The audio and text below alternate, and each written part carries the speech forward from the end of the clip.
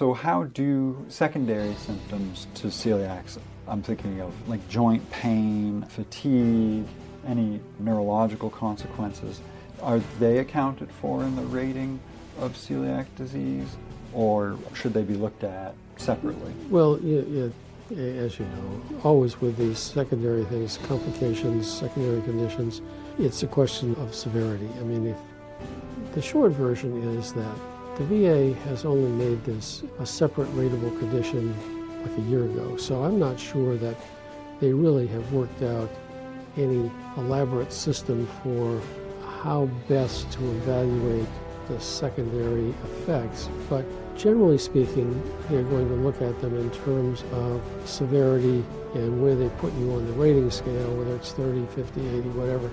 But I suppose it's theoretically possible. I haven't had this case, but I suppose it's theoretically possible that you could get to a point where the secondary symptoms were so bad, joint disease, for example, that they could be separately rated. But I personally have never seen that case. Sure. I mean, given that the rating for celiac itself is so new, most of those cases wouldn't even be at the hearing level if they, applied the day the diagnostic code went into the rating code went into effect. Diagnostic code, yeah. Yeah. So I know that in many of these types of conditions where there are flare-ups and it's not a constant symptomology, that lay evidence is critical, because you're not going to have a doctor following you around 24/7 to write down every time there's a problem. Welcome to the Victory Over VA podcast, a podcast about empowering veterans to overcome denied disability claims. Each week, we deliver critical insights to help you understand the disability process, veterans' benefits, and how to take control of your legal rights. Now here's your host, Attorney Francis Jackson.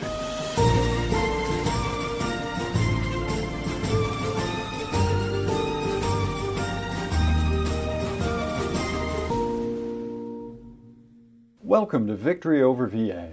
If you're a veteran struggling with the VA's disability system, or just want to make sure you're getting the benefits you've earned, you're in the right place. Don't forget to hit subscribe so you never miss an update that could change your life. I'm Christian Terrison, here with renowned veterans disability attorney Francis Jackson of Jackson and MacNichol. Jack has dedicated his career to helping veterans like you win the benefits you deserve, recovering millions of dollars for thousands of heroes. This podcast isn't just for veterans navigating the disability system, though. It's for their families, their friends, and anyone else who wants to stand shoulder to shoulder with those who served. So stick around, because we're here to make sure you get the support you need. Today's episode is about securing service connection and a proper rating for celiac disease. Now, I had always thought of celiac disease as primarily genetic. So what is celiac disease and how can you get it service connected? Well, celiac disease is an inflammation of the intestines that is typically triggered by something like wheat or something similar. It's a condition that can become very severe, make people very sick. The VA has only recently recognized it as a separate condition and given it its own rating code last year, actually, rating code 7355.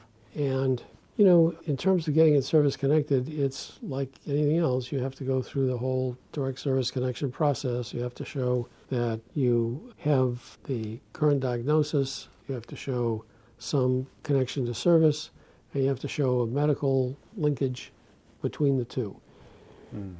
So what sorts of occurrences in service could result in celiac? Well, the current medical thinking, as best I understand it, and I'm certainly not a celiac researcher, is that celiac is an underlying genetic condition, but it can be made symptomatic in various ways, but primarily by stress. So physical stress, trauma, emotional stress, any of those can potentially bring on the symptoms. So it is and obvious. Can be found in abundance in military service. Exactly. That's the point. Yep. Got you. So What are the criteria under the code? Well, it's essentially frequency and severity of flare-ups, and the ratings can range anywhere from 30% up to 80%, depending on the frequency and severity. Okay. Are there any criteria they give for judging the severity of a flare-up? Are they looking for, hospitalizations, or really just sort of lay explanation of the severity? Well, as you know, Something in between. most of these cases are going to turn on lay explanation. Obviously, medical evidence about the severity, testing to show that it's truly celiac as opposed to other things, frequency of attacks and severity of attacks, all those are the factors. Gotcha. And so what about for a veteran who was diagnosed after service? Is there still a possibility they could get service-connected for celiac disease? Sure. As you know, many conditions that get diagnosed after service are ultimately the subject of service connection. The question is, how do you go about proving the elements that I talked about a little while ago? You have to prove that you have a current diagnosis. That's usually relatively straightforward. You get a medical report showing the diagnosis. You have to show that there is not only the current diagnosis, but there's some factor related to service. And as we talked about a minute ago, the primary things that seem to bring celiac to the fore, make it symptomatic, are various kinds of stress. So the proof you would need in terms of the medical connection between service and the current condition would be an explanation for what occurred in the service that had the potential for bringing this condition to be symptomatic. And as you commented a minute ago, that there are lots of stressful situations in the service, and Sure. but I think really in most cases it's a discussion of kind of the longitudinal effect over time in service of multiple kinds of stress. So given that it's an intestinal flare-up that can be caused, at least in the acute episode, by things like wheat gluten, how does that play into how the VA rates celiac disease? Because if you have somebody who's eating wheat gluten in bad faith to get an 80% rating, what's the VA going to do in those circumstances? I suspect that it would be hard to find someone who has true celiac disease who wants to bring on an attack. I was going to say, I have a couple of acquaintances who have true celiac disease, and you'd think bread was toxic radioactive waste, the way they keep away from not only the bread, but the cutting board, the knife, the butter, anything that touched it. Yeah, unfortunately, there are some people who are extremely sensitive in terms of celiac, and the slightest amount of gluten can set off a really bad attack, and not pretty. Fortunately, I don't have it, so I don't speak from personal experience, but it's my understanding that there are two things. Number one, there is testing that they can do to determine if it's truly celiac, and certainly the VA would want that.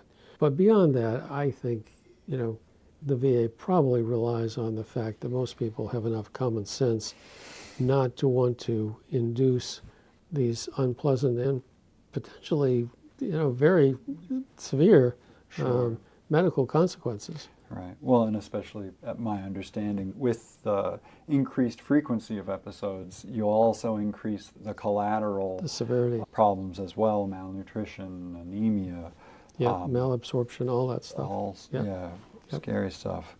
So how do secondary symptoms to celiac, I'm thinking of like joint pain, fatigue, any neurological consequences, are they accounted for in the rating of celiac disease, or should they be looked at separately? Well, as you know, always with these secondary things, complications, secondary conditions, it's a question of severity. I mean, if the short version is that the VA has only made this a separate rateable condition like a year ago, so I'm not sure that they really have worked out any elaborate system for how best to evaluate the secondary effects, but generally speaking, they're going to look at them in terms of severity and where they put you on the rating scale, whether it's 30, 50, 80, whatever.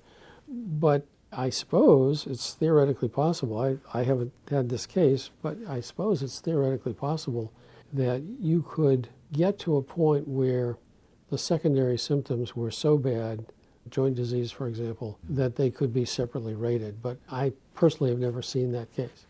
Sure. I mean, given that the rating for celiac itself is so new, yeah, most of those cases wouldn't even be at the hearing level if they, applied the day the diagnostic code went into the rating code went into effect. Diagnostic code, yep. Yeah. So I know that in many of these types of conditions where there are flare-ups and it's not a constant symptomology, that lay evidence is critical, because you're not going to have a doctor following you around 24/7 to write down every time there's a problem. Yep. But I wanted to ask, in the context of celiac, about dietary logs. I know we've long advised clients with these types of conditions to keep records of their symptoms, even if it's just a picture calendar where they put down on each day they experience symptoms for how long. Yep. In this instance, could a record of what you ate be useful evidence to show that you're doing your best to adhere to a celiac compliant diet? I frankly have no experience with that. My best thought on it is that the log is probably more important in terms of symptoms for purposes of VA compensation, but I would think that a dietary log would be particularly useful to work with whoever you're treating with, whether that's within the VA or outside. And certainly it would make sense to me, if I was suffering from celiac, to keep a log that combined both the dietary aspects and the physical symptoms aspects, and so that I could use it for both treatment and for purposes of compensation. Yeah. And, whenever we talk about these types of logs, it's very easy to say, sitting here, oh yes, keep a log. It's another thing entirely to ask somebody who's suffering and in pain to stop for a second and just write it down. So, it's a simple request. Yeah. Well, on its face, but the reality is... There are a couple of things. I always encourage people to write it down after the fact, once they're, kind of regained their equilibrium. But certainly, if you are in more than a one-person household, you could enlist the support of another family member or roommate or whoever to help you create the log, and have them make a note, on the calendar, problem today, and you could go back and fill in the details later when you're feeling better. But it's like anything else. The better you can collect the information and describe what happened and present that to the VA, the easier it will be for them to figure out how to rate it. And for a veteran who's applied for benefits for celiac disease, when they're set for a CMP exam, are there any special considerations that would apply for that diagnosis when going into a CMP? I wouldn't think there's anything really special that's different than things like pancreatitis or GERD or any of Crohn's disease or gastritis or any of the GI problems. You need to keep track of the frequency and severity of the symptoms in whatever best way you can, to the extent that you can specifically tie them to celiac by saying, oh, I found out after the fact that this dessert that I had at Jones's house actually, even though it was an oat crumble, actually had some wheat in it as a binder, and that's what set off my celiac, that sort of thing. But I don't think there's any magic to that. I think just the best description you can of frequency and severity will pretty much get you as far as you can get. Yeah. One thing that occurs to me is that for many CMP exams, they're not scheduled with, a board-certified gastroenterologist. Yeah. Yeah.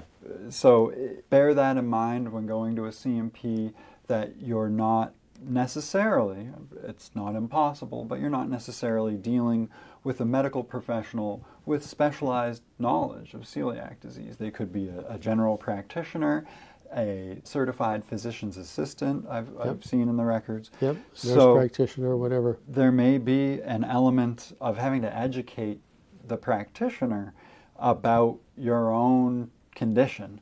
Yep. And even if they ignore you, making the effort and being able to explain on appeal that you made that effort and that you felt like the examiner ignored you or gave you short shrift when you were trying to tell them, no, even a hint of a ghost of wheat gluten will trigger this. Will Yep. trigger this.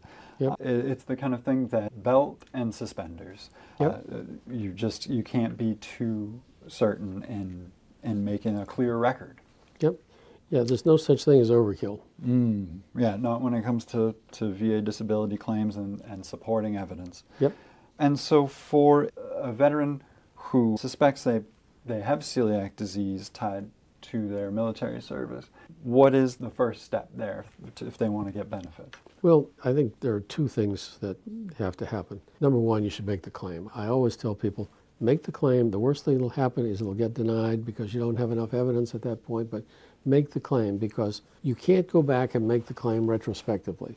The time for benefits only runs from the point at which you make the claim, or if you're unsure about the claim, file an intent to file. It's a very simple form. It's the 210996 or whatever. File that. It gives you a year to get it together. Then get the medical evidence, get the diagnosis confirmed by testing, and then work with a medical provider, if possible, to put together a nexus letter explaining how this condition is related to the events that occurred in service. Because that's what you have to put with the VA. All right. And that's it for this week's episode of Victory Over VA. Please be sure to like and subscribe and join us again next week. We'll see you then. Thanks for joining us this week on the Victory Over VA podcast. Make sure to visit our website, veteransbenefits.com/podcast, where you can subscribe to the show in iTunes, Spotify, or via RSS, so you'll never miss a show. While you're at it, if you found value in this show, we'd appreciate a rating on iTunes, or if you'd simply tell a friend about the show, that would help us out too. If you like this show, you might want to check out our free consultation to see how we can help you with your denied claim. Simply go to veteransbenefits.com and fill out the form. You fought for us. Now let us fight for you. And be sure to tune in next week for our next episode.